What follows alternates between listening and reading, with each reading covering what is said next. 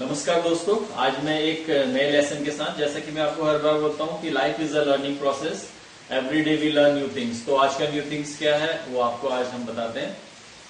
जैसे कि हमने देखा था स्टोरीज में कि हर बार कोई ना कोई चीज नई ऐड होती है और कोई ना कोई हमें चीज नई उसमें ऐड करनी पड़ती है क्योंकि वो उस स्टोरी की रिक्वायरमेंट होती है। तो उसी प्रकार से जैसे हम भाषा को आगे सीखते जाते हैं उसी प्रकार से हमें मालूम चलता है कि हमें ये चीजें भी सीखनी है जो आवश्यक है किसी भी वार्तालाप के लिए। अब वो देखो आगे कैसे बढ़ते हैं वो मैं आपको बता रहा हूँ। आज हम जैसे मैंने आपको इज एम आर की कहानी सुनाई थी जो देयर में था, उसी प्रकार से आज उसी का एक रिश्तेदार है जो वाला है, सेंस आता है। जैसे अब आपको मैं उदाहरण के द्वारा बताता हूँ कि किस प्रकार से वाला है सेंस आता है। जैसे मैंने बोला था आपको about to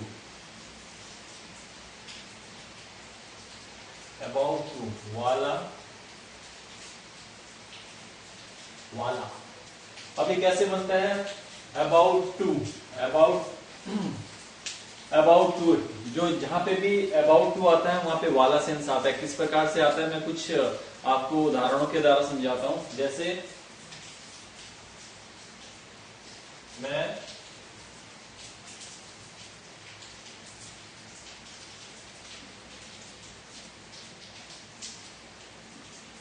घर जाने वाला हूं, वह पहुंचने वाला है,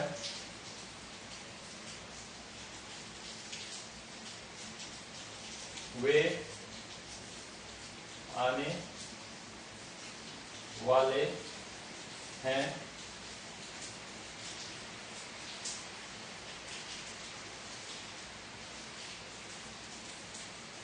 राम पढ़ने वाला था। अब आप देखिए कुछ और उदाहरण है, आप इनसे समझ सकते हैं जहां पे भी वाला सेंस आता है। वाला है, वाला हूं, वाले हैं, वाला था। तो यहाँ ये जो सेंस आता है उसके साथ हमेशा अबाउट टू आता है। वो किस प्रकार से आता है उसको आप जरा ध्यान से सुनिएगा। जैसे मैं घर जाने वाला हूं, मैं घर जाने वाला, यहाँ हूं सेंस आ रहा है, यहाँ है सेंस आ रहा है, यहाँ है सेंस आ रहा है और यहाँ था सेंस आ रहा है। तो मैंने जैसे आपको कहानी सुनाई थी देर की, वहां किस प्रकार से इज एम आर जो थे, इज और आर जो दो राजा की दो बेटियां थी, उसी के ये रिश्तेदार हैं, किस प्रकार से बनते हैं। अब आप देखिए मैं घर जाने वाला हूँ एक राजा का सेंस था, तो कैसे आएगा? I am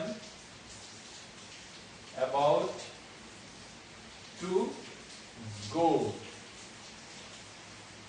home। जैसे कि मैंने आपको पिछले वीडियो में बताया था, टू के बाद हमेशा कौन सी फॉर्म आती है? फर्स्ट फॉर्म आती है। टू के बाद हमेशा कौन सी फॉर्म आती है? फर्स्ट फॉर्म आती है।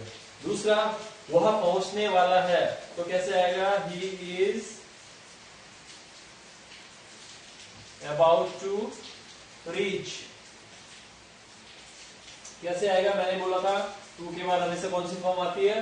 First form. वह पहुंचने वाला है, he is about to reach. वे आने वाले हैं, they are about to come. वे आने वाले हैं, क्योंकि यहाँ है तो है के साथ क्या आएगा? आर सेंस आएगा। अबाउट टू के बाद हमेशा फर्स्ट फॉर्म आती है। राम पढ़ने वाला था, तो कैसे बोलेंगे? Ram was about to study। तो किस प्रकार से आया? आपने देखा होगा जिसमें भी वाला सेंस आया वहां पे जो राजा की जो मैंने कहानी सुनाई थी कि उसी के मुताबिक जहां पे एम वहां पे आएगा, इज आएगा, आर आएगा, वॉज आएगा, वर आएगा। जिस प्रकार से सेंटेंस बनेंगे आप उस प्रकार से इनको आप बना सकते हो, कैसे भी बन सकते हैं। कुछ उदाहरण आपको मैं और बताने जा रहा हूँ। जैसे मैं काम करने वाला था, मैं पहुंचने वाला था, मैं उठने वाला था, मैं आज घूमने जाने वाला था, मैं किताब पढ़ने वाला था, मैं स्कूल पहुंचने वाला था, मैं प्रेयर अटेंड करने वाला था, मैं आज कुछ बताने वाला था, मैं आज कुछ पूछने वाला था, मैं आज घर जाने वाला हूँ, मैं पढ़ने वाला हूँ, मैं रिलेटिव के घर जाने वाला हूँ। तो कोई भी चीज जहां पे भी वाला सेंस आएगा, क्योंकि आपने देखा होगा जितनी भी अब स्टोरीज आप बनते जा रही हैं उसमें कोई ना कोई चीज नहीं आ रही है, तो इसमें आप देखिएगा कि वाला सेंस किस प्रकार से आता है, ये सबसे इंपॉर्टेंट फैक्टर है।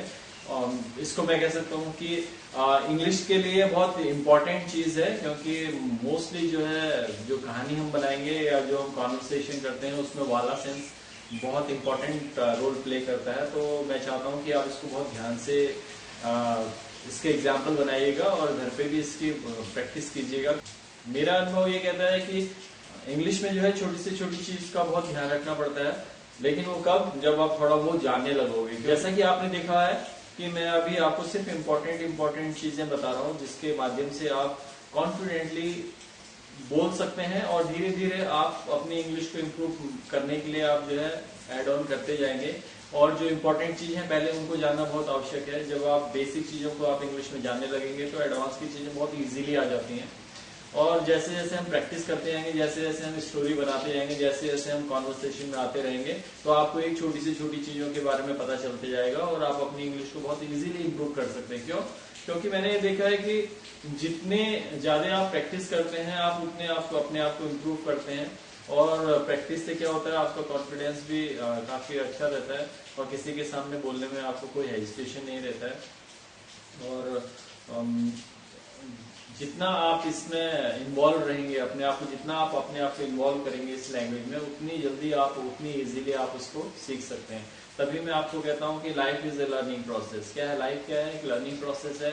Every day we learn new thing. जैसे कि आपने अभी देखा, सबसे इंपॉर्टेंट फैक्टर है, मोस्टली हम लोग कहते हैं कि मैं घर जाने वाला हूँ या मैं घर जाने वाला था, मैं तुम्हें बताने वाला था, मैं तुम्हें फोन करने वाला था, मैं तुमसे बात करने वाला था या मैं तुमसे पूछने वाला था। ये सारी चीजें जो आती हैं बहुत इंपॉर्टेंट रोल प्ले करती हैं किसी भी कॉन्वर्सेशन के लिए।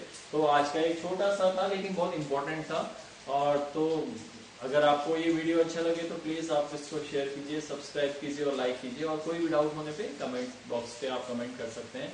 तो क्योंकि ये आपका जो फीडबैक है वो हमारा एक मोटिवेशन है और कोशिश करेंगे कि हम अच्छी से अच्छी वीडियो आपके लिए बनाएं और आपको जल्द से जल्दी और बहुत आसान तरीके से आपको अंग्रेजी बोलना सीखें। तब तक के लिए आपको धन्यवाद।